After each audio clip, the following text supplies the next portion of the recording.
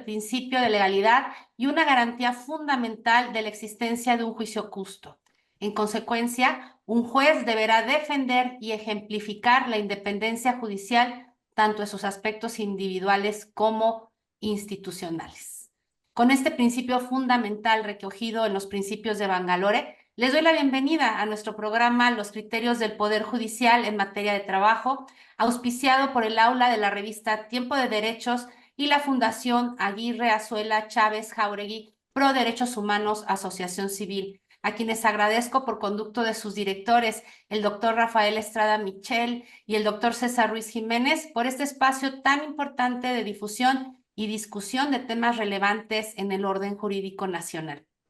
En esta ocasión tendremos la oportunidad de conversar acerca de un tema actual, por demás interesante, como lo es el derecho de la judicatura a la coalición y suspensión de labores. Y es un privilegio tener como invitado a mi querido amigo y compañero en la carrera judicial por casi 3 décadas, el magistrado Rafael Martín Ocampo Pizano, de quien voy a reseñar unas breves notas curriculares, y hago la aclaración que breves porque si leyera yo su currículum y todo lo que además no está en su currículum que yo sé, no acabaríamos este programa. El magistrado Rafael Ocampo Pizano cursó la carrera de licenciado en Derecho en la Universidad Autónoma de Guadalajara de 1986 a 1991. Cuenta además con maestría en Derecho Procesal y Penal, con mención honorífica en el año 2011 en el Centro de Estudios de Posgrado, Campus Cancún, doctorado en Derecho Penal de acuerdo al nuevo sistema de justicia penal adversarial en los años 2013 y 2014, titulándose con mención honorífica y excelencia académica en diciembre de 2014 en el Centro de Estudios de Posgrado Campus Cancún.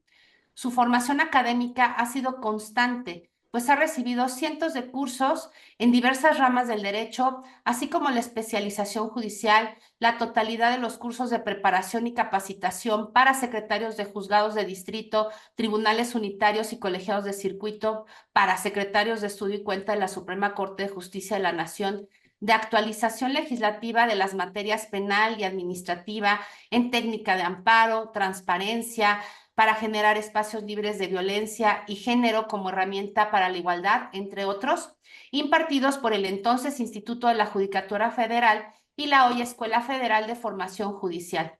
También cuenta con el curso de Equidad de Género en la Universidad Pompeu Fabra de Barcelona, entre muchos otros. Asimismo, desde el año 2001 se ha desempeñado como profesor en el Instituto de la Judicatura Federal, hoy Escuela Federal de Formación Judicial, en donde ha impartido diversos cursos. Además, actualmente imparte la cátedra de Garantías Individuales y Sociales en la Universidad del Mayab, Campus Mérida. Cuenta con varias publicaciones, como son el artículo 117, séptimo párrafo de la nueva ley de amparo en la revista Tepantlato, el análisis de la nueva figura de la suspensión prevista en el artículo 127 de la ley de amparo vigente a partir del 3 de abril de 2013, igualmente en la revista Tepantlato, el artículo probable inconvencionalidad del artículo 418 del Código Nacional de Procedimientos Penales, publicado por decreto de 3 de diciembre de 2013 en la revista Tepantlato, y otros muchos. Ingresó al Poder Judicial de la Federación en febrero de 1995 como jefe de departamento, y también fue secretario del Juzgado Segundo de Distrito en el estado de Oaxaca y secretario del Segundo Tribunal Colegiado del 13º Circuito, también en Oaxaca. Tomó posesión como juez de distrito el 4 de septiembre del año 2000. Se desempeñó como juez tercero y juez cuarto de distrito, ambos en el estado de Yucatán. Ha desempeñado el cargo de coordinador de jueces de distrito adscritos en Mérida, Yucatán, y de vicecoordinador honorario del Instituto de la Judicatura Federal, extensión Manuel Crescencio Rejón, magistrado del Tribunal Colegiado del 27º Circuito, donde fue nombrado coordinador de la extensión Cancún, y actualmente es magistrado del Tribunal Colegiado en materia civil y administrativa del 14º Circuito. Bienvenido, querido Rafa, a este programa. De verdad es un honor tenerte aquí y poder conversar contigo esta tarde. Mi querida amiga, primero quiero empezar dándote las gracias por la oportunidad de venir aquí a ser un compilador de lo que han hecho otras personas. que tengo aquí los reconocimientos para ellos, principalmente el magistrado Miguel Bonilla López, que nos proporciona bastantes datos en algunos mensajes que manda, que comparte. También te quiero recordar que el próximo 1 de febrero cumplimos 30 años de haber entrado al Poder Judicial de la Así es. Federación, el mismo día, en el mismo lugar, y es para mí un gusto estar aquí compartiendo con ustedes. Y pues sin más, si gustas, empiezo con muchas gracias a todo el equipo de apoyo, César, Susana, los dos Rafaeles, y pues si Olivia. quieres, puedo, y Olivia, puedo Claro, empezar. si te parece bien, podemos introducir este tema que hoy vamos a abordar, destacando que en estos momentos se está viviendo tiempos históricos inéditos al interior del Poder Judicial de la Federación, que nos han conducido a la judicatura a adoptar pues medidas extraordinarias, sin precedente en la historia de México incluso, y de nuestra institución, como es esta suspensión temporal de la actividad jurisdiccional con atención a casos urgentes.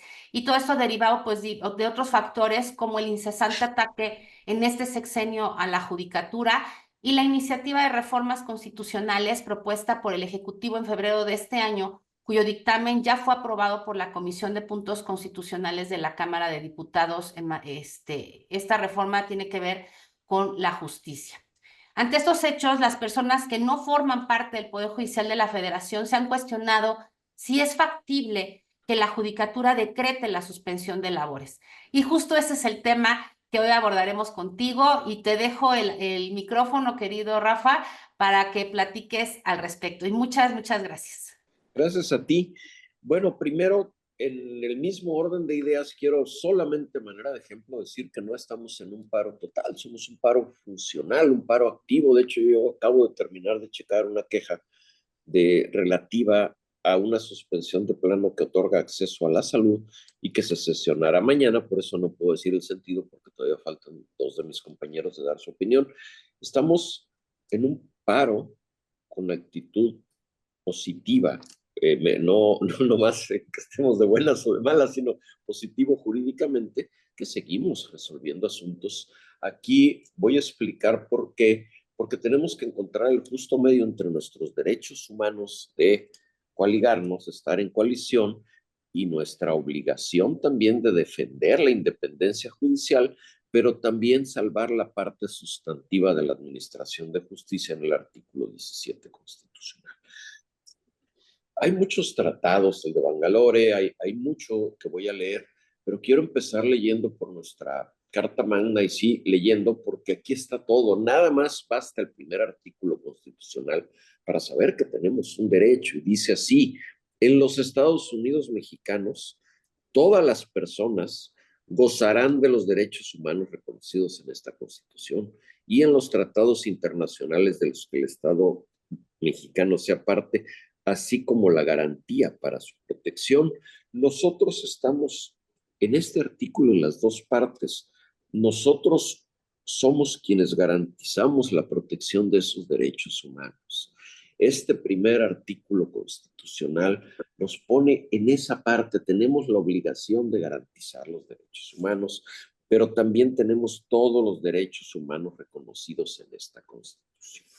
Esto es, tenemos los derechos inherentes a cualquier ser humano con ciertas obligaciones. Al respecto, se emitió una declaratoria de suspensión que cita la Declaración Universal de Derechos Humanos, los principios básicos relativos a la independencia de la judicatura, principios de Bangalore, Convención Americana de Derechos Humanos, su interpretación en la sentencia Cambas y otros contra Ecuador, y caso López Lone y otros contra Honduras, manifestación de derechos políticos de jueces, Código Iberoamericano de Ética Judicial, Constitución Política de los Estados Unidos Mexicanos, que es con lo que yo empecé. Voy a decir primero que una de las formas que podemos ejercer los derechos humanos pues pueden ser de manera individual o de manera colectiva mediante alguna de las figuras jurídicas. Así, por ejemplo, hay criterios jurisdiccionales que respecto de algunos derechos humanos hay la posibilidad de que las personas morales los ejerzan o que las personas particulares lo hagamos a través de coaliciones. Una de las formas de ejercer estos derechos es crear coaliciones. Para entender esta figura, nos dice Miguel Bonilla, conviene acercarse a la Ley Federal del Trabajo supletoria para el régimen burocrático y el Código Penal Federal. Según el primer ordenamiento, una coalición es el acuerdo transitorio para la defensa de intereses comunes que permite la suspensión temporal de labores. Eso es lo que estamos haciendo nosotros, una suspensión de labores que tiene que encontrar, repito, el justo medio entre ejercer nuestros derechos humanos, proteger los derechos humanos de los demás y, por tanto, no perder la esencia y característica propia de la impartición del derecho. Voy a explicar, leyendo los principios básicos relativos a la independencia judicial, específicamente los artículos 8º y 9º, y dice, en consonancia con la Declaración Universal de los Derechos Humanos, y al igual que los demás ciudadanos, los miembros de la Judicatura gozarán de las libertades de expresión, creencias, asociación y reunión, con la salvedad de que en el ejercicio de estos derechos los jueces se conducirán en todo momento de manera que preserve la dignidad de sus funciones y la imparcialidad e independencia de la Judicatura. Siguiente numeral, el 9º, los jueces gozarán de derecho a constituir asociaciones de jueces, como la nuestra, u otras organizaciones que tengan por objeto representar sus intereses, promover su formación profesional y sobre todo destacado mío, defender la independencia judicial, así como el derecho a afiliarse a ellas. Respecto de los principios de Bangalore, vale la pena destacar respecto al valor 1, la independencia, y se dice que, no se dice, es un requisito previo del principio de legalidad y una garantía fundamental de la existencia de un juicio justo. En consecuencia, un juez deberá defender y ejemplificar la independencia judicial tanto en sus aspectos individuales como institucionales. Ya llevado esto a la aplicación en su numeral 1.1, el juez deberá ejercer su función judicial de forma independiente, partiendo de su valoración de los hechos y en virtud de una comprensión consciente de la ley, libre de cualquier influencia ajena, de instigaciones, presiones, amenazas o interferencias, sean directas o indirectas, provenientes de cualquier fuente o de cualquier razón. Un juez deberá ser independiente en relación con la sociedad en general y en relación con las partes particulares de una controversia que deba resolver como juez. Un juez no solo estará libre de conexiones inapropiadas con los poderes ejecutivo y legislativo y de influencias inapropiadas por parte de los citados poderes, sino que también deberá tener apariencia de ser libre de los anteriores a los ojos de un observador razonable. Voy a volver a leer esta parte porque es muy importante. Deberá estar libre de conexiones inapropiadas con los poderes ejecutivo y legislativo. ¿Qué va a pasar acá si el ejecutivo y el legislativo van a nombrar a las personas que va a estar en el cargo? Es ahí donde se advierte una vulnerabilidad o una posibilidad de vulneración, y esto no solamente nos permite ejercer nuestros derechos, sino que nos obliga a defenderlos. También en la Convención Americana sobre Derechos Humanos, el Pacto de San José de Costa Rica, me voy a permitir leer los deberes. Esto es muy importante porque no solamente estamos ejerciendo un derecho. Los Estados parte de esta convención se comprometen a respetar los derechos y libertades reconocidos en ellos y a garantizar su libre y pleno ejercicio de toda persona que esté sujeta a su jurisdicción, sin discriminación alguna por motivo de raza, color, sexo, idioma, religión. Toda persona tiene derecho a ser oída con las debidas garantías y dentro de un plazo razonable por un juez o tribunal competente, independiente e imparcial, establecido con anterioridad por la ley. En la sustancia de cualquier acusación penal formulará contra ella para determinar de sus derechos y obligaciones del orden civil, laboral, fiscal o de cualquier otra característica. Y vámonos ahora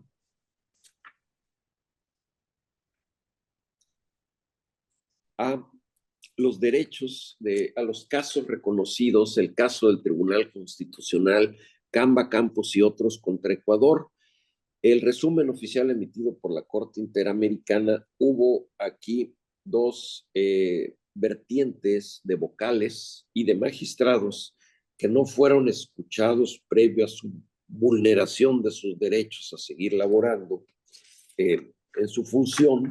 Se vulneró y se condenó al Estado porque se destituyó no solo al Tribunal Constitucional, sino también al Tribunal Electoral y a la Corte Suprema de Justicia. Esto constituyó un actuar intempestivo totalmente inaceptable. Ello permite, cuando menos, concluir que en Ecuador había un clima de inestabilidad institucional que afectaba a importantes instituciones del Estado y los magistrados se encontraban impedidos para defenderse por recurso alguno. Respecto a la Corte Interamericana de Derechos Humanos, en el caso López Lone y otros contra Honduras, aquí se dio una violación a la libertad de expresión, que esto tiene mucho que ver con lo que quieren ahora decir que no podemos reunirnos. Esto es muy importante porque dicen, bueno, ¿qué están haciendo ustedes? Pónganse a trabajar, no resuelven. Esa manifestación política se cae por su propio peso porque seguimos emitiendo resoluciones, todos los tribunales que hemos tenido casos urgentes. La cuestión es que seguimos elaborando para cuestiones urgentes, encontrando ese justo medio entre la impartición de la justicia, pero también la obligación que tenemos de defender la independencia y de proteger nuestros propios derechos humanos como coalición o como individuos por medio de esta comisión. Bueno, aquí hubo una violación a las libertades de expresión, derecho de reunión, derechos políticos, derecho de asociación, todos estos a cargo, o todos estos se le violaron a titulares judiciales. Voy a volverlos a repetir. Violación a la libertad de expresión, derecho de reunión, derechos políticos, derecho de asociación, garantías judiciales, protección judicial, derecho a permanecer en el cargo en condiciones de igualdad y al principio de legalidad, todo esto en el marco de los procesos disciplinarios relacionados en contra de los jueces que ahí se citan por supresión de nombres, ya se me quedó, pero aquí están los nombres totalmente. Como consecuencia de estos procesos, los 4 jueces fueron destituidos y 3 de ellos separados del Poder Judicial. Dicho proceso disciplinario fue iniciado por conducto de las víctimas en defensa de la democracia y el Estado de Honduras en el contexto de un golpe de Estado. Aquí, la Corte Interamericana de Derechos Humanos condenó al Estado y ratificó que se tienen estos derechos que he hecho mención y se ordenó la reparación de estos casos. La Corte, el Código Iberoamericano de Ética Judicial, en su artículo 6, también contempla que el juez tiene el derecho y el deber de denunciar cualquier intento de perturbación de su independencia. Y finalmente, quisiera yo mencionar también que hay diversas figuras en materia laboral que dan la posibilidad de actuar en el término que los estamos haciendo.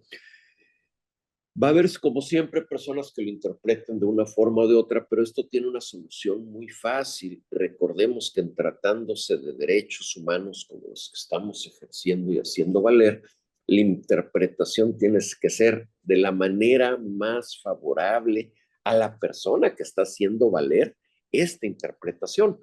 Esto es, nosotros estamos ejerciendo a título propio, pero también estamos como un deber constitucional protegiendo la independencia judicial ante cualquier duda que pudiera haber. A mí me parece, con todo esto que estoy leyendo, de una manera sucinta, porque tampoco se trata de leer completamente todo el articulado, pero los más interesantes, me parece que incluso de la interpretación literal de las normas que he dicho, no queda alguna duda de nuestro derecho a coaligarnos, a defendernos, y siempre y cuando también lo hagamos mediante un proceso que permita la impartición de justicia en casos urgentes. Para las personas que se han referido a mí, que me han preguntado de mis amigos, de mi círculo, ¿cómo funciona esto? Les digo, bueno, es como una clínica pues tiene derecho también los trabajadores, en ciertos casos,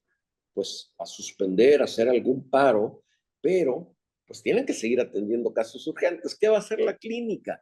Pues llega un niñito con un raspón y le van a decir, llévate un curita y te lo pones en tu casa. Pero llega una persona herida de bala y la van a atender con todo y con todos los insumos y con todo el personal. Así estamos en ese tipo de guardia donde tenemos que ponderar qué requiere un curita que es posible ponerlo en casa y qué requiere una atención inmediata. Y para eso, él, aunque no es materia de esta plática, pero la JUFED ya se han emitido eh, criterios muy claros. Por ejemplo, también políticamente decían, eh, pues qué bueno que se vayan al paro porque pues así ya no van a liberar a delincuentes. Ahí hay un error. En los asesores no asesoraron bien, no informaron que esos juzgados penales van a seguir trabajando eh, 24/7, absolutamente, y que mientras vengan mal integradas las carpetas de investigación, pues van a seguir liberando a las personas que ameriten salir. No es posible, por ejemplo, que detengan a una persona en jueves y que por no dar un sabadazo, digamos, pues no, nos esperamos de lunes a miércoles, que es cuando les gusta a ellos. Porque además hay una doble función. No nada más los jueces trabajan 24/7, pues las fiscalías también, entonces no es posible sorprenderlos. Esta es la circunstancia específica que estamos viviendo ahora. Estamos en lo que yo considero que políticamente pues ellos lo hacen valer y pues ya en cuestión política no me meto, pero en lo que sí me meto firme, con convicción, es en que tenemos derecho a defender la independencia judicial, no solamente el derecho, sino el deber frente a la sociedad. Y una forma de defenderla es esto, pero además tenemos los cauces jurídicos y legales, yo me atrevería, con todo el respaldo que tienen los demás cuerpos legales que he citado, a citar directamente nada más el artículo primero constitucional. Tenemos todos los derechos humanos que nos asisten para poder coaligarnos, que nos representen y poder llevar a cabo además la defensa de estos derechos con todo el articulado y con todas las partes que he leído. Eh, Estoy a la orden de cualquier duda, de cualquier comentario, de cualquier cosa que pudiera yo seguir aportando a este respecto. Gracias, Rafa. Yo creo que una constante en las inquietudes de las personas que no forman parte del Poder Judicial de la Federación y que también me han preguntado, se me han acercado, tanto en redes sociales como en la calle, como han estado activamente pues en los edificios, es como sociedad, como personas comunes y corrientes, por así decirlo, cómo pueden ayudar o de qué manera pueden contribuir en defensa también del derecho que les asiste, como bien has explicado, a contar con una judicatura independiente. O sea, nosotros desde el Poder Judicial de la Federación, con estas manifestaciones pacíficas, con esta expresión en ejercicio, como bien dices, no solamente de un derecho, sino del deber en defensa de la independencia judicial, hemos tomado acciones.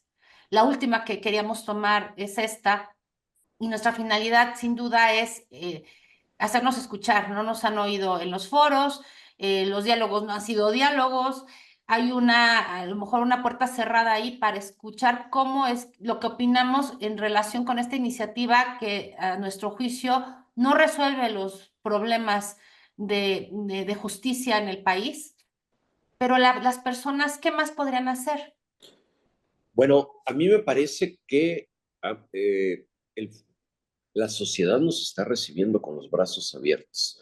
Me parece que el hecho de que 9 de las 10 universidades más importantes nos estén apoyando la marcha de nuestra máxima casa de estudios. Te he visto en redes sociales, he tenido la oportunidad además de chatear contigo vía WhatsApp, sabemos que estamos en las marchas, seguramente tú también has recibido el claxonazo de aprobación, el grito de estamos con ustedes, gente que ha ido que no son funcionarios y que se unen a lo mejor no toda la marcha sobre Claro. todo aquí en Mérida, que estamos a 40 grados, pero se unen 1 o 2 cuadras y van gritando con nosotros. También en las marchas nocturnas, me parece que la sociedad está haciendo una parte enorme. Los estudiantes es valiosísimo, valiosísimo que la UNAM haya salido, valiosísimo que estén saliendo otras universidades, valiosísimo que nos pregunten. A mí en mis chats, yo en la mañanita practico algunos deportes de raqueta, todos mis grupos me han preguntado qué opino, qué siento, qué pueden hacer, también muchos de ellos cómo pueden ayudar. Algunos van a ir a una marcha que se va a hacer mañana a las 6:30 de la tarde aquí vestidos de negro, grupos totalmente ajenos a la judicatura, ¿eh? Y que no tienen nada. ¿Qué más pueden hacer? Tienen que seguirse informando porque muchos también no entienden, saben que algo no está bien, saben que el hecho de que una sola persona quiera que residan los 3 poderes en la misma persona no está bien, saben que no está bien. Cuando yo les explico lo que es la carrera judicial, les explico en uno de mis entrevistas, tú te has de acordar sin mencionar el nombre aquí, tuvimos a un intendente que dormía en nuestro archivo y ahora es magistrado en Oaxaca. Estoy orgullosísimo de él, ojalá les esté viendo, no creo, pero imagínate una persona que se quedaba a dormir en el archivo para estudiar asuntos y que ahora es magistrado, pero que esa persona después de 10, 15, 20 años de ese esfuerzo le diga no, porque ya una persona decidió que esto es muy fácil, que solo se requiere la carrera terminada y te metes a una tómbola y te eligen y luego por votación y ya. Y entonces yo me pongo a pensar, yo he dado clases, he dado bastantes clases. Por cierto, voy a actualizar mi currículum. Actualmente no estoy dando clases en esa universidad, pero hace 10 años dejé de actualizar el currículum. No voy a actualizar. Pero he dado clases y hay muchas personas que terminan la carrera nada más porque su papá los mandó a estudiar. Y ya, pero esa persona también que su papá lo mandó a estudiar, que no tuvo el menor interés y que si ahora le gusta la idea de ser juez, lo quiere ser después de 10, 15, 20 años, se mete y se queda por tómbola. Y si es bastante bueno para venderse como un producto, porque eso es finalmente, va a quedar de juez una persona que no tiene ni idea. Y entonces eso es lo que les explico. La gente está muy interesada. Yo sí siento que sobre todo en conocer, en saber, porque hay gente que también oye la mañanera, pero sabe que no todo lo que dicen ahí coincide con la realidad, sino que es una forma de hacer política con la que no se puede o no coincidir. Yo en lo personal no coincido. Hay otras personas que sí, pero aún así les quedan esa duda y preguntan. Entonces les digo, a ver, hay 2 vertientes aquí fuertes. Una es la carrera judicial, que tú y yo la conocemos porque aquí estamos. Y la otra, entre muchos otros términos, es el Tribunal de Disciplina. ¿Qué término va a ser ese que resolvamos conforme al interés público por encima de la ley prácticamente, ¿no? ¿Qué va a pasar? Y es lo que les digo. Les digo, ayer estuve platicando con personas que son empresarios, tuve la suerte de encontrarlos. Oye, Rafa, ¿cómo estás? Te digo, te van a quitar 200 hectáreas donde siembra limón y van a decir, es que es el interés público que se le repartan a 500 personas, un microfundio, y el juez va a tener que resolver ya no conforme a la ley, porque encima del juez y del magistrado va a estar un tribunal de disciplina que va a poder decir, no, hombre, pues este sexenio, el interés público radica en que se acabe la producción y que haya microfundios. Dicen tan grave, le digo tan grave y se me ocurren otras 20 cosas dependiendo de la imaginación de la persona que tenga el poder. Las personas están muy ubicadas, muy queriendo entender el tema, pero aún quienes no lo entienden sienten que algo no está bien, sienten que no es posible tanta hazaña contra un poder y sobre todo tanta omisión de información. Ha habido casos, eh, yo puse un ejemplo de personas que por el simple hecho de ser hermano de alguien tendría que estar en la cárcel y simplemente que a nosotros nos estén denostando diario, diario, diario, y respecto de criminales ya juzgados, confesos y sentenciados, se hable con todo respeto. Y la gente al final, pues nota que algo no está mal, que algo no está bien. Entonces esa gente se informa, se les explica y le digo, a ver, ¿qué prefieres tú? ¿Un juez de carrera judicial? Una persona que tiene 20, 30, 40, 50 estudios después del grado después de la licenciatura. Agarras un currículum de cualquier persona, de cualquier juez o de cualquier magistrado, no es raro verlos con 80, 100 estudios después del grado, en continua. Entonces me parece que la gente está bien, es atendiendo a esa pregunta, van bien y nos están apoyando. Siento un apoyo social grande. Así es. Y por ejemplo, si tú, que seguramente te lo han preguntado y ya se ha difundido mucho en redes, y yo creo que es muy importante que sigamos haciéndolo, sigamos comunicando qué sí es y qué no es el Poder Judicial de la Federación. ¿Tú cómo lo explicarías a la audiencia? Yo lo explico simple y sencillamente como que el Poder Judicial de la Federación, aproximadamente un 95% de nuestros juicios son contratos de autoridad. Estamos defendiendo a la gente del abuso del poder. Esa es la función intrínseca y principal del Poder Judicial de la Federación. Es cierto que hay algunos tribunales en materia mercantil, pero aún en esos, por ejemplo, la mayoría de los casos son con la Comisión Federal de Electricidad. Yo le explicaría a la gente que no están sabiendo diferenciar, porque también el gobierno no está interesado, lo que es una fiscalía que puede integrar bien o mal los asuntos, pero que ahí sí puede haber una gran mejora en fiscalía, en gobiernos, en la parte de gobierno judicial estatal, pero nosotros no nos ocupamos de integrar expedientes penales. Nosotros juzgamos cuando traen a una persona y el Estado le está acusando, a ver, tú cometiste tal delito, nosotros vemos y decimos, oye, Estado, tú no acreditaste que esta persona cometió un delito. No quiero usar tecnicismo, ¿no? Claro. Y vas libre, vas para afuera, una sentencia absoluta. A ver, Estado, le pusiste una multa a esta persona por algo que no está previsto en la ley. A ver, Estado, le quitaste su casa a una persona por algo que no es de utilidad pública. Oye, Estado, ¿no le seguiste un procedimiento a esta persona previamente a quitarle una propiedad, a imponerle una multa, a fincarle un crédito fiscal? Le fincaste un crédito fiscal a una persona. Yo tuve un asunto, por ejemplo, en Cancún, donde le habían fincado un crédito fuerte a una persona por uso de zona federal marítima terrestre, pero pues el restaurante no estaba en la zona federal marítima terrestre. Vaya, pues es un asunto muy sencillo para uno. Imagínate la persona que dice, oye, mi predio está a 20 cuadras del mar, no me pueden cobrar, no me pueden imponer una multa por no haber renovado mi concesión del mar, de la zona, porque no tengo zona. Suena tan fácil de resolver, pero esa persona antes de llegar con nosotros se aventó un juicio muy largo. Y entonces yo le explicaría a esas personas, en ese sentido, nosotros defendemos a las personas con tractos de autoridad, no de otras personas.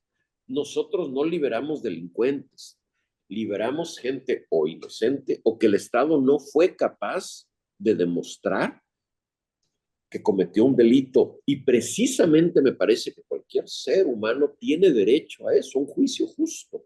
No es posible que el Estado quiera a alguien en la cárcel. ¿Qué va a pasar el día que no haya jueces con valor? Porque todos lo somos ahorita.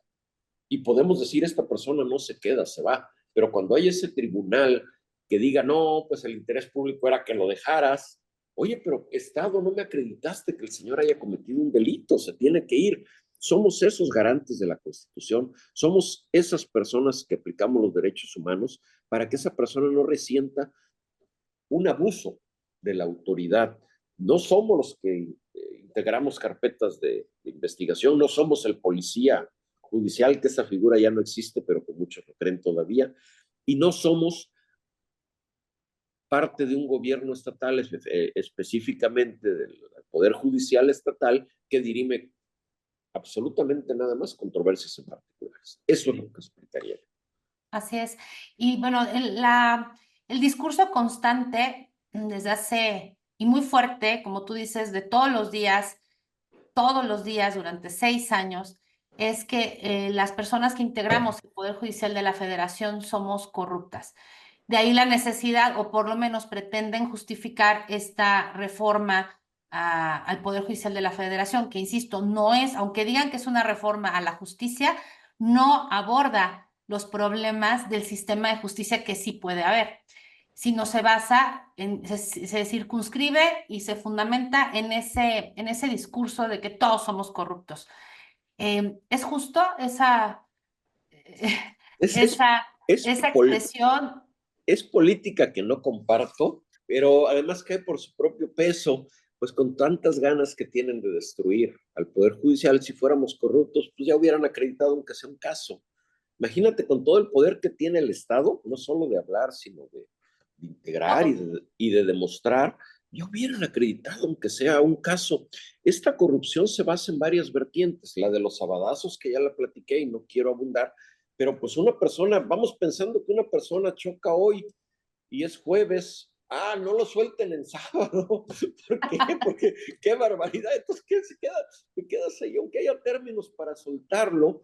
Otra vertiente también, que también cae por su propio peso, por nuestra corrupción, dicen que es el sueldo excesivo que tenemos, lo cual no corresponde, es normal y es deseable que el presidente de la República gane mucho más que nosotros, como lo gana.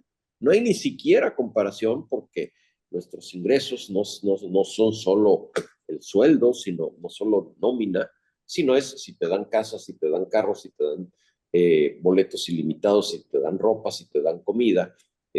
Simplemente la casa donde vive el presidente en este momento es un palacio y está muy bien, está perfecto. Nada más que cuánto cuesta mantenerlo y son parte que no tenemos nosotros ni tenemos por qué tenerla, reitero. Esa es otra parte de las vertientes de la corrupción, el sabadazo, lo que ganamos, que no trabajamos. Bueno, mi tribunal está sacando un promedio de 9 sentencias al día. En alguna ocasión vi el tuyo y está sacando muchas más. También aquí cabe precisar que sí, sí se puede mejorar el sistema de justicia federal, por supuesto.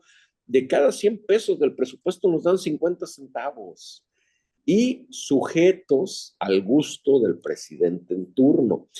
Hay muchos criterios internacionales de que esto debería ser un sistema fijo, un porcentaje fijo mínimo que no tenga que estar al contentillo del gobierno en turno. También hay otra cuestión que se podría mejorar. Somos un promedio de 4 jueces federales por cada 100,000 habitantes.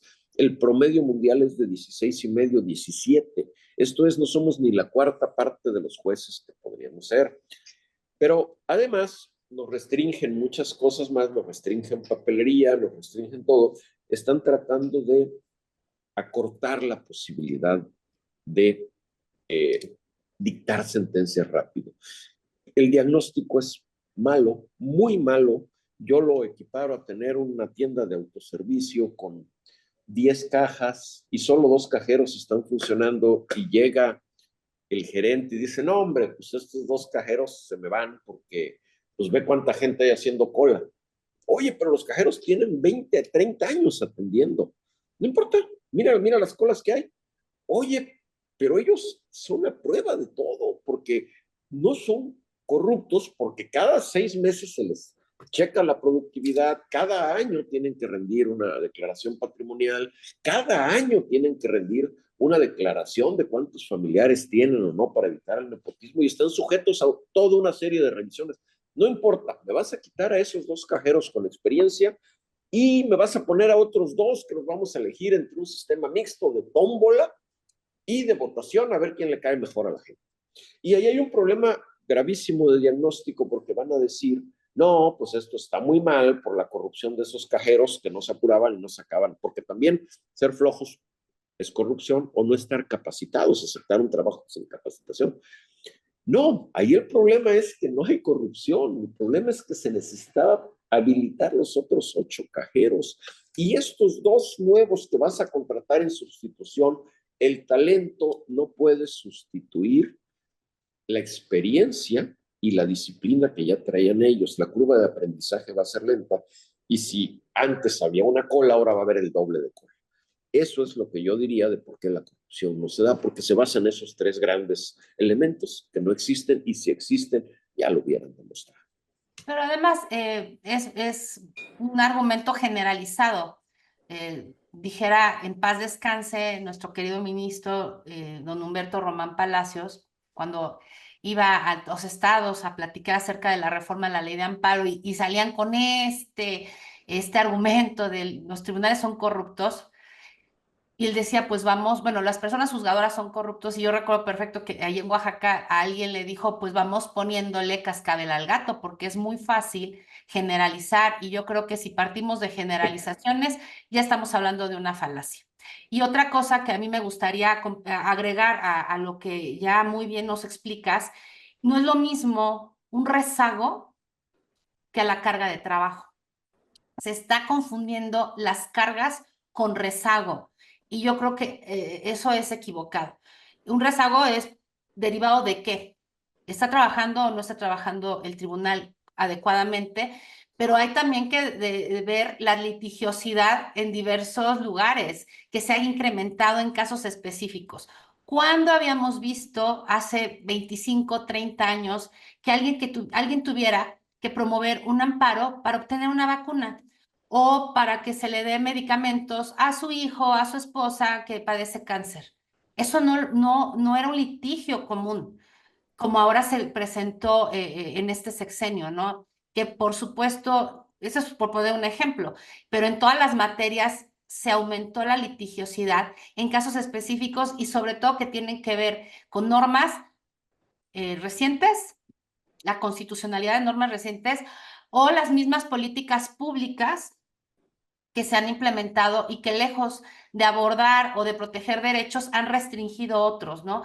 Y ese aumento en la litigiosidad ha incrementado las cargas de trabajo en los órganos jurisdiccionales, sumado a que no tenemos el presupuesto suficiente para tener más tribunales o juzgados, pues pareciera que estamos rezagados por no hacer nada o por no hacer nuestro trabajo, sino lo que sucede es que las cargas se han incrementado exponencialmente, me parece, en estos últimos años, ¿no? Y eso es importante también que lo sepan las personas. En promedio estamos listando, por lo menos en los tribunales colegiados, en promedio 12 asuntos por ponencia, ¿no? Que se tendrían que, o sea, todo lo que tenemos que estudiar en una semana y resolver en una semana. Oye, y si te pongo otros 10 secretarios, pero es que finalmente vamos a Es el tener un embudo. embudo. Sí. Pero todo lo tiene que resolver o decidir una persona por ponencia, en este caso 3 personas en un tribunal, y es el embudo que no es lo mismo resolver como debe ser, con la calidad, con el estudio necesario, tomando en cuenta que por lo que hacen los tribunales colegiados, en el 99% de los casos somos órganos terminales, salvo aquellos en los que pueden ir a revisión por temas constitucionales a la Suprema Corte, pero es la última palabra. Entonces, hay que mejorar la calidad, sí, pero tendrían que haber entonces más tribunales, más juzgados y no restringirnos el presupuesto cada año porque nos asfixian cada año, ¿no? Sí, sí, en efecto, eso que dices del incremento de la litigiosidad, pues yo tengo 30 años en esto, bueno, los voy a cumplir Dios mediante febrero. Pues antes de este sexenio yo no recuerdo haber tenido que otorgar suspensiones de plano para que otorguen medicamentos para la cura de cáncer, por ejemplo. Tampoco habíamos tenido que otorgar amparos o suspensiones de plano para que vacunaran a menores de edad y les permitiera el acceso a la vacuna. Y el padre decide si vacuna o no. Es Claro. decisión también ahí del ejercicio de la potestad del padre.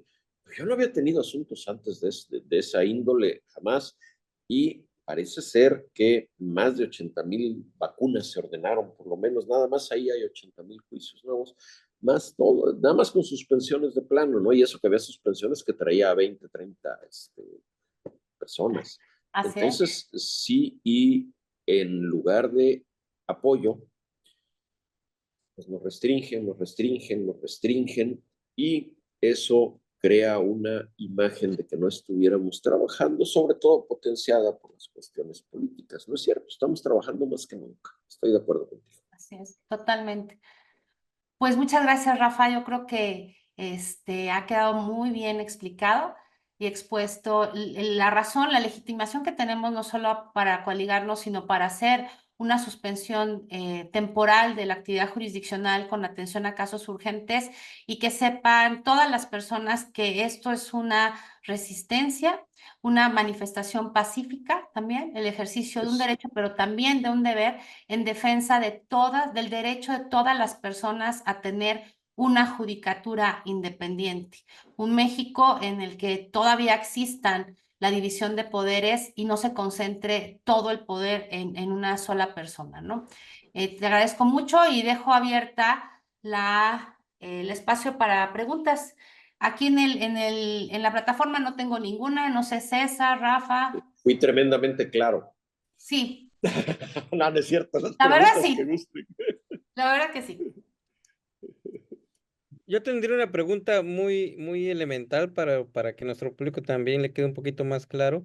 ¿Qué diferencia hay entre una suspensión de actividades y una huelga? ¿O por qué ustedes no se pueden ir a huelga?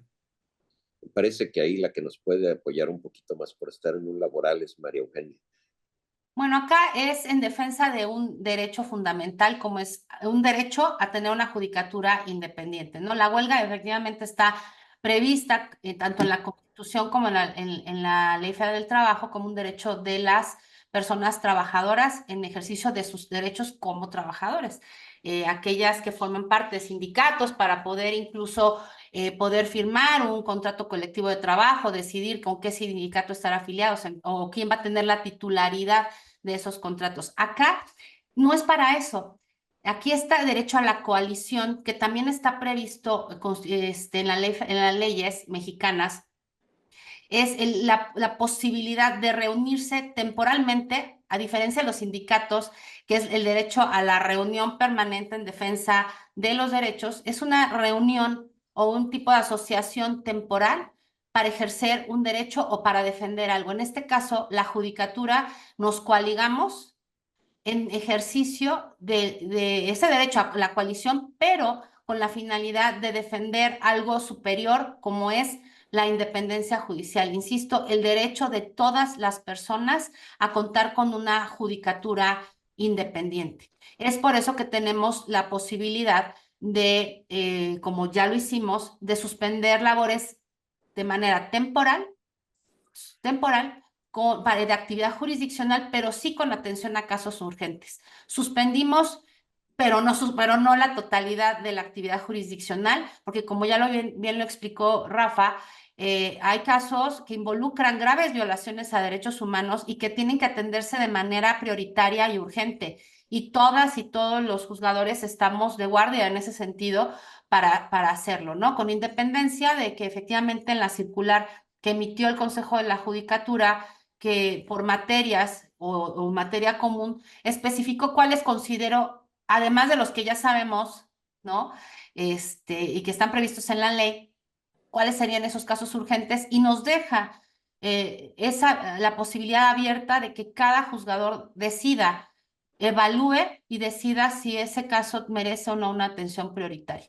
Entonces, este derecho a la coalición en defensa de un bien superior como es la independencia judicial y todo lo que ello implica, está respaldado constitucionalmente, legalmente y en las normas internacionales también. Ya Rafa se refirió no solamente a los instrumentos, sino también a sentencias que explican muy bien no solamente en qué consiste la independencia judicial, sino cómo tendría que en un momento dado defenderse y los derechos de las personas juzgadoras para hacerlo, ¿no? Esa es la justificación y la legitimación que tenemos para suspender de manera temporal la actividad jurisdiccional, pero con atención a casos urgentes.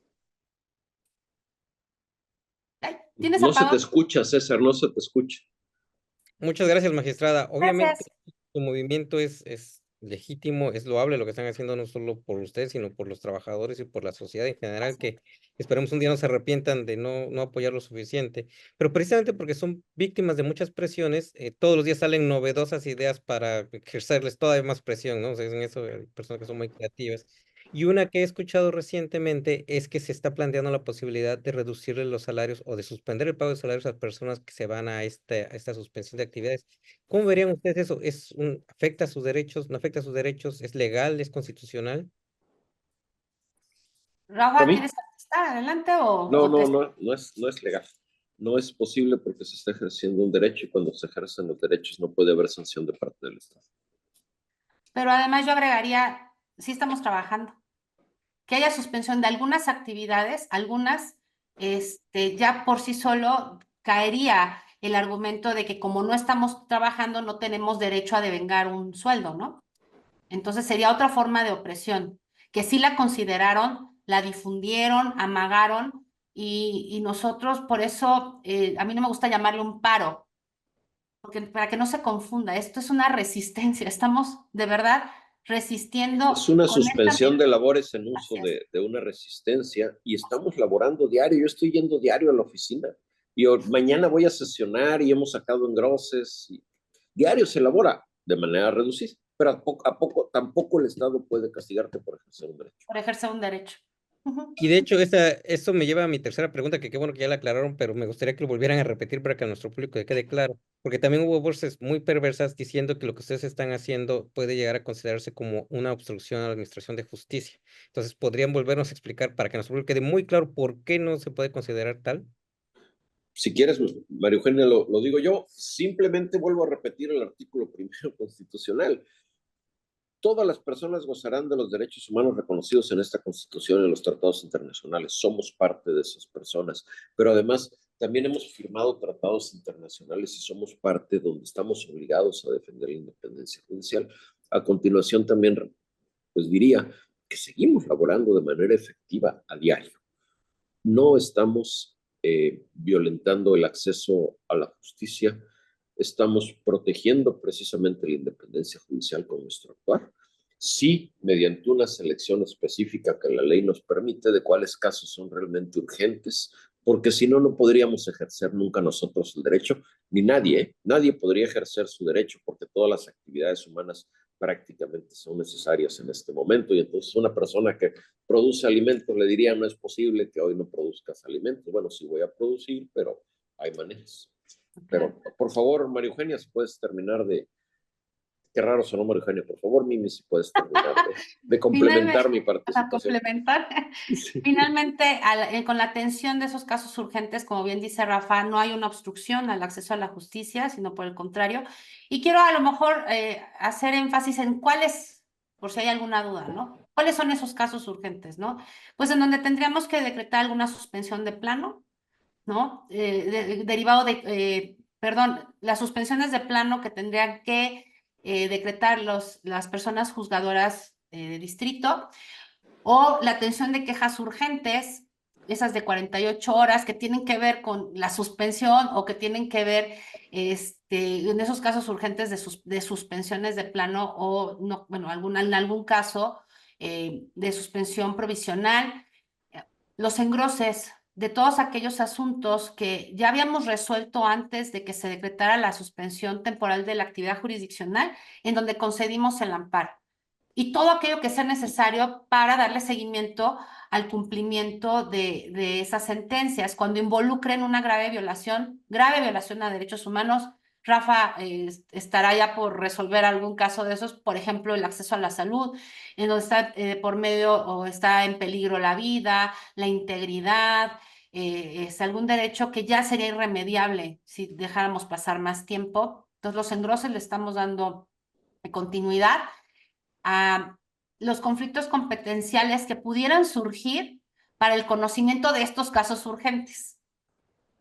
Y ya en cada materia, por ejemplo, en la familiar, cuando están involucrados los derechos de las personas infantes o algún derecho de alguna persona adulta mayor o de alguna mujer en peligro. Por ejemplo, yo pondría, por ejemplo, que tuviera que ver con alguna medida cautelar relacionada para la protección de una mujer víctima de violencia. Entonces son casos prioritarios.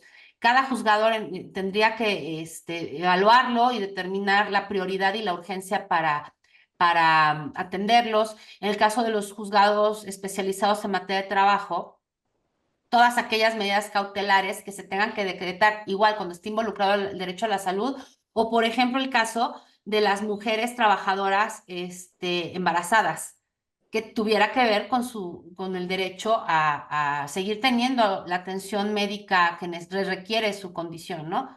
Solo por poner algún ejemplo, e insisto, se deja la cláusula abierta para que cada persona juzgadora determine, evalúe si se trata de un caso urgente o no. Entonces, obstrucción a la justicia definitivamente no la hay.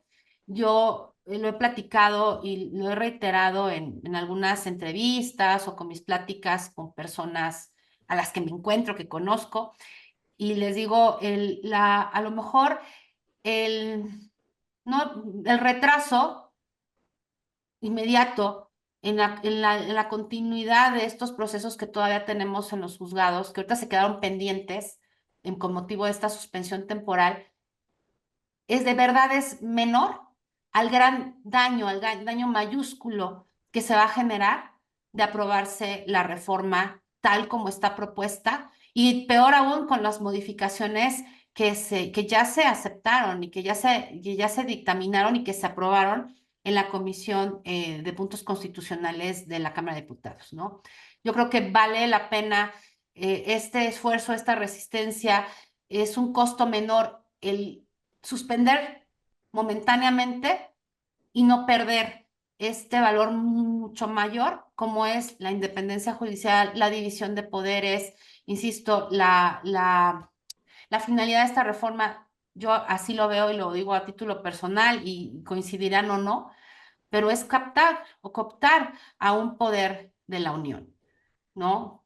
Mediante la elección popular de personas juzgadoras a modo, y que sobre todo estén subordinadas a los intereses de quien ejerce el poder. Porque a mí me queda claro que hoy ya uno de los poderes está supeditado, o no sé, suena muy fuerte la palabra, pero así lo veo yo, sumiso al Ejecutivo, y es lo que pretenden con el Poder Judicial de la Federación, ¿no?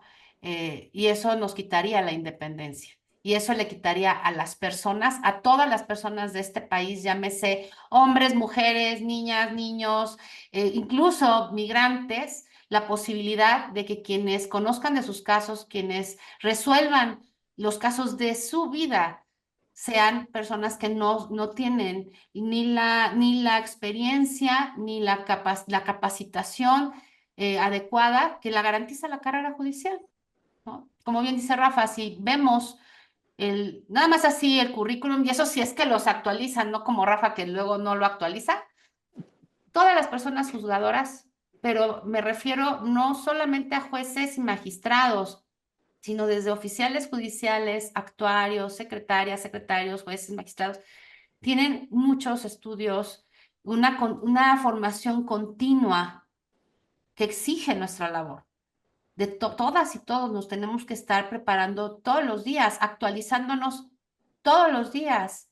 Entonces, y además estamos sometidos a evaluaciones constantes, más allá de los exámenes para acceder a los cargos o los concursos de oposición. Por ejemplo, mensualmente nosotros rendimos una estadística. Es una forma de dar cuenta a la sociedad qué es lo que está haciendo el órgano jurisdiccional. Pero además, cada 6 meses rendimos un informe circunstanciado del estado en que se encuentra el órgano jurisdiccional. Es otra forma de dar cuenta. Cada año recibimos las visitas ordinarias para evaluar precisamente en qué estado se encuentra el tribunal, las condiciones de trabajo también propias de los servidores públicos que ahí laboran, la productividad.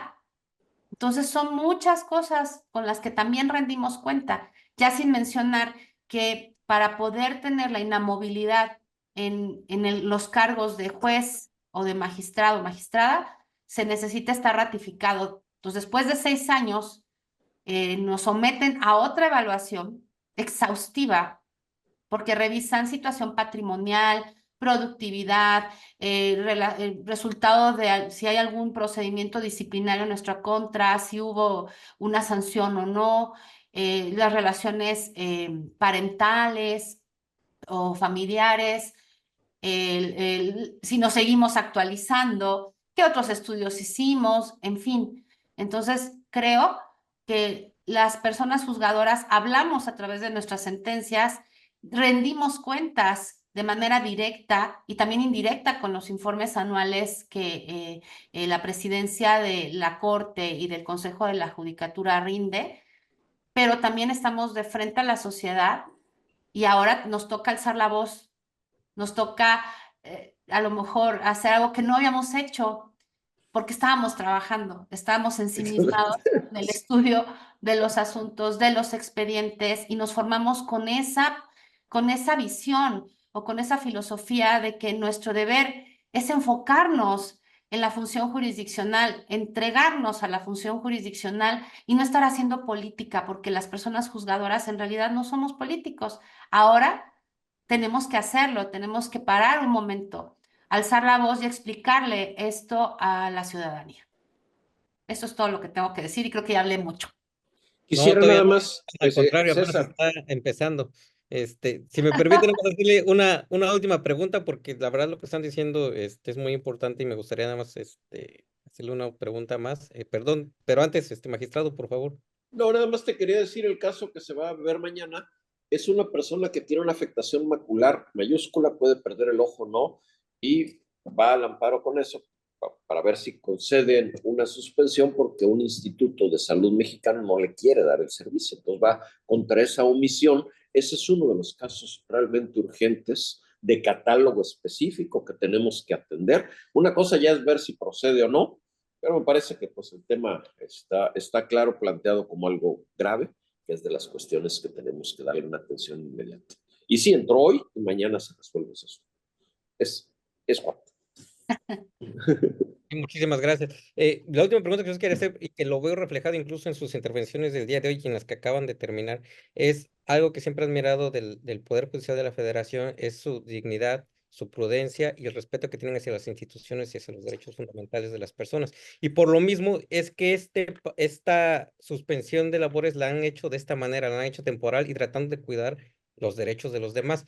Pero eso no los coloca en un poco en desventaja. Hemos tenido en otros programas una opinión muy que yo coincido también con el magistrado Cruz Razo, compañero de ustedes también, que dice, parece que nosotros somos ciudadanos de segunda, porque nuestro acceso a la justicia es diferente, nuestros recursos son diferentes, nuestra posibilidad de impugnar sanciones son diferentes, y en este mismo momento parece que ni siquiera tienen derecho a suspender sus actividades porque están siempre pensando en los demás. Esto va a escalar, esto no va a detener desafortunadamente la máquina que se ha echado a andar porque es consecuencia de un capricho de una persona que ha visto en el Poder Judicial el obstáculo a su voluntad personal que va más allá de la Constitución y ustedes han sido un opositor natural porque están tratando de defender la Constitución. Pero en ese sentido, y para evitar, no sé, la gente no se va a percatar como sociedad la importancia de los jueces hasta que de verdad se queden sin jueces. Entonces, ¿no creen que precisamente en estas aras de evitarnos pasar por ese amargo cáliz, es mejor tener una suspensión total de actividades? ¿Lo han llegado a plantear? Porque sí, claro, hay cosas urgentes que se deben de atender, pero como ustedes mismos pusieron también el caso de un hospital, los derechos de los trabajadores les permiten dejar de atender casos eh, con tal de, pues, pelear por sus propios derechos. Ustedes en su prudencia y en su pulcritud, la verdad, de carácter, están tratando de proteger a la gente, pero en ese tratando de proteger a la gente no nos permiten como sociedad darnos cuenta de la falta que nos hacen. Y se han Así es. llegado a plantear esta posibilidad, quizás no indefinido, pero un día, 2 días, que realmente sintamos lo que es no tener un poder judicial de la federación. Rafa. Yo la verdad es que estoy consciente del cargo que asumí, de la responsabilidad que tengo frente a la República y no, un paro completo, total y absoluto de actividades no me lo he planteado. Yo sé que estamos en desventaja política por eso, pero simplemente la persona que por decir algo dice, oye, no me dan acceso a la salud y mi vida depende de eso y si nosotros no estamos, no le van a dar acceso a la salud. Me parece que tenemos que encontrar el justo medio y esto que estamos haciendo ahora es el justo medio. Tienes razón tú en la arena política, pero me parece también que hay niveles y el nuestro es de protección de los derechos humanos. Así es.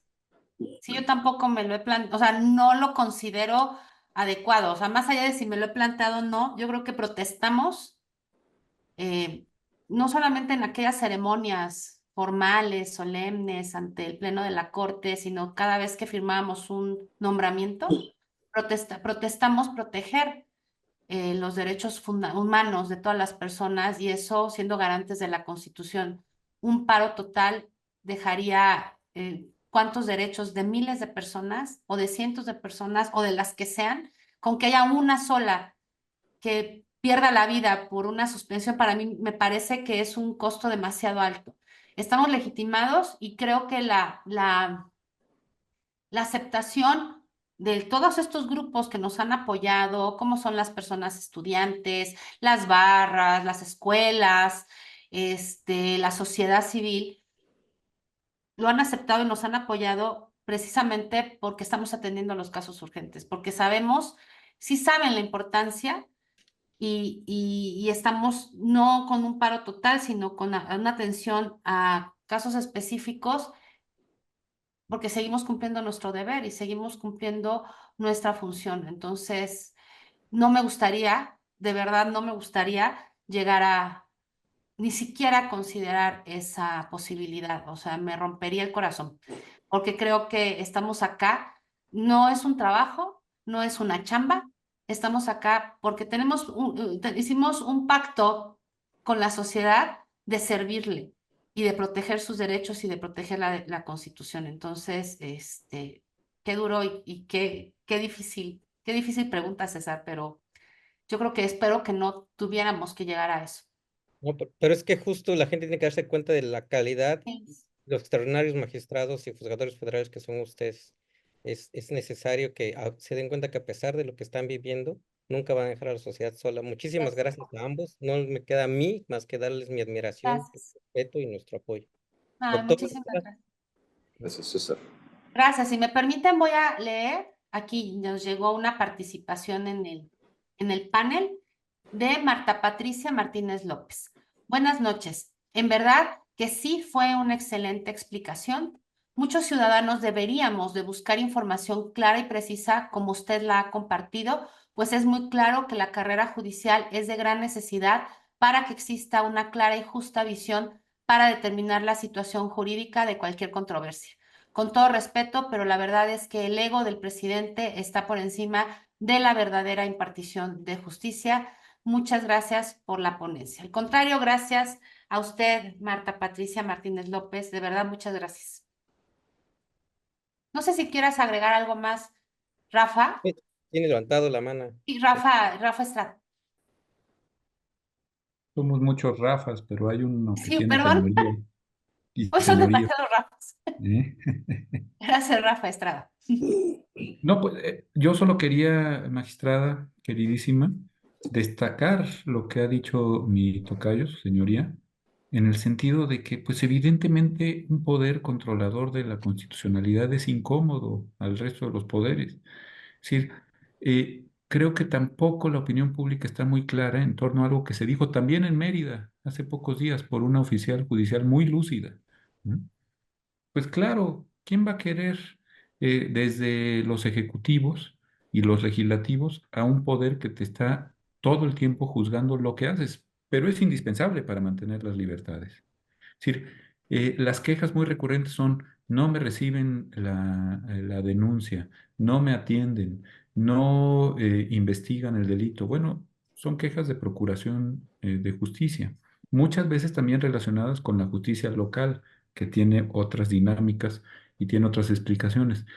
Pero el hecho de que se nos haya olvidado para qué sirve el juicio de amparo, y peor aún, que exista una iniciativa presidencial de reforma a la Constitución que haya pasado en comisiones sin que nadie se haya percatado, que vuelve a los tiempos infames de la fórmula Otero y de la relatividad de de los efectos de las sentencias de amparo contra leyes, me parece de escándalo.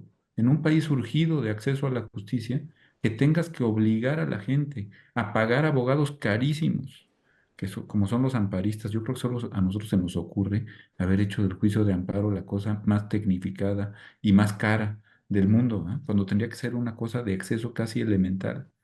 Eh, Obligar a ello porque no queremos que tengan las sentencias, ya no solo las suspensiones, como quedó en la ley de amparo, también para eterna ignominia de esta legislatura, sino que las sentencias de amparo recuperen esa relatividad que hablando no en abogadil, sino hablando en fácil, lo que implica es que una cosa que es inconstitucional para alguien, ujú, porque tuvo la posibilidad de acudir al juicio de amparo contra leyes y obtener una sentencia que así lo declarara, es constitucional para el resto de la población que no tuvo esa capacidad, esa prudencia, esa posibilidad, y que esté en el 107 y que mientras nos peleamos si el tribunal disciplinario, si las elecciones de jueces, la duración de los ministros de la Corte, se nos pase por alto una cuestión de tan elemental acceso a la justicia, me parece escandaloso.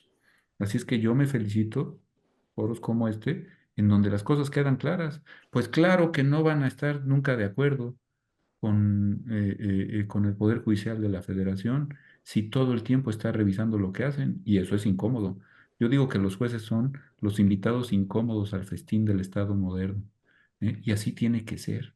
Si no incomoda una jueza, un juez al poder público y a los poderes fácticos, por cierto, ujú, es que no está haciendo bien su trabajo. Tiene que ser Exacto. incómodo. El jurista, la jurista no es una persona política, ni tiene por qué serlo, ni tenemos por qué obligarlos a politizarse. Ujú. Bueno, estas cosas que suenan tan lógicas, las pones en Twitter y te cae el Armagedón, ¿va? Se te viene el mundo encima. Te funan, como dicen.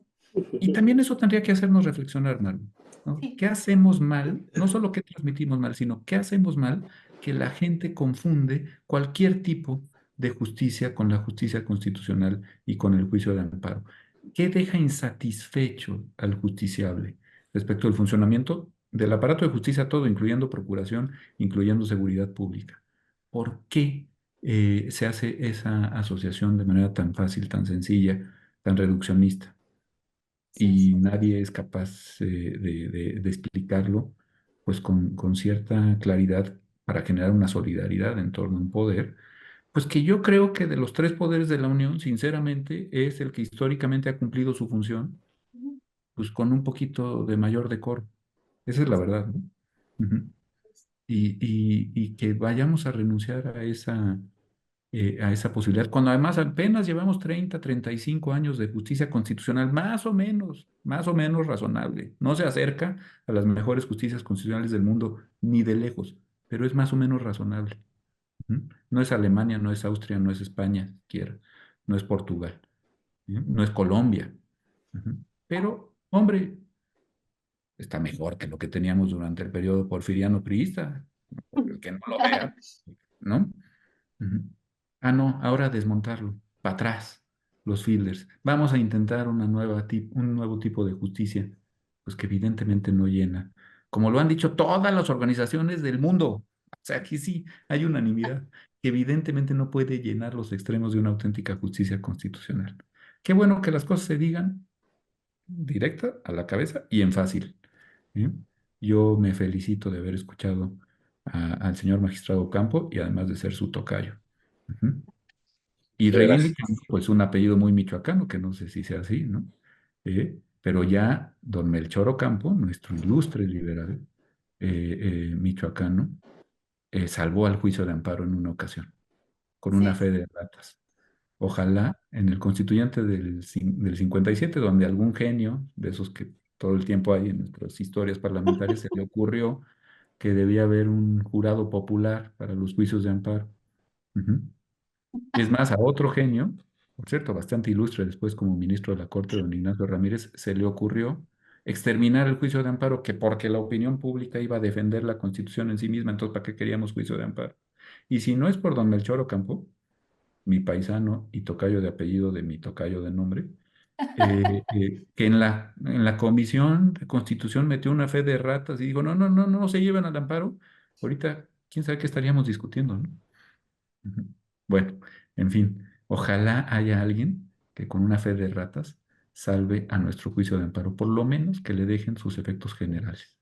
Ya no aspiro a que lleguen a la materia fiscal, que es la especialidad de mi muy querido amigo don César Ruiz. No, ya por lo menos que lo dejen en todas las demás materias, ¿no? Ujú. Bueno, Gracias, Rafa. gracias. Muchísimas gracias. Oye, yo tengo que agregar, porque voy a hacer una defensa. voy a hacer la defensa de este Rafa Ocampo no es de Michoacán, este es oaxaqueño, ¿eh? Así es que seguimos ganando, Oaxaca sigue acaparando. Don Melchor era pan mexicano. ¿Eh?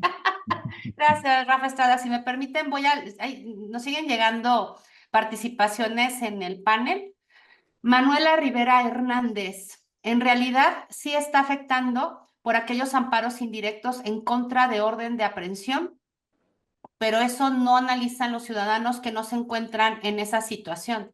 Por supuesto, hasta que es como lógico, ¿no? Hasta que no tengo yo un problema, pues no tendría yo como por qué a lo mejor saber o indagar en qué consiste algún sistema, ¿no? Hasta que no tenga un problema cardíaco, pues yo no voy a buscar un cardiólogo, pero efectivamente yo creo que es muy importante que se socialice de una mejor manera cuál es la función que nosotros realizamos.